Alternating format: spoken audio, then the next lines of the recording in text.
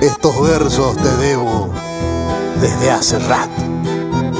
Y no es que de vos me haya olvidado, sino que es un defecto común entre los hombres brindar nuestro homenaje a lo que ya es pasado. Pero Dios abrió mis ojos y pude ver la bendición de tu presencia, y no voy a esperar hasta tu ausencia para empezarte a querer. Por eso, en estos versos mi homenaje, y espero dispenses lo tardío de mi canto y sepa tu corazón te quiero tanto, que he de estar con vos cuando rías o con llantos.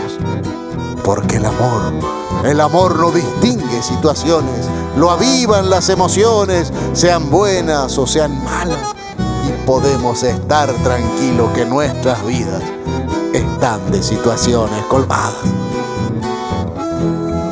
Como cuando era chico y juntos imaginamos el sueño de una gran familia y ya el sueño está consumado. O como cuando niño y vos nos enseñabas y yo con manos torpes la señal de la cruz realizaba. Cuando me diste palabras, si tus palabras yo buscaba, o cuando guardaste silencio, si el silencio precisaba.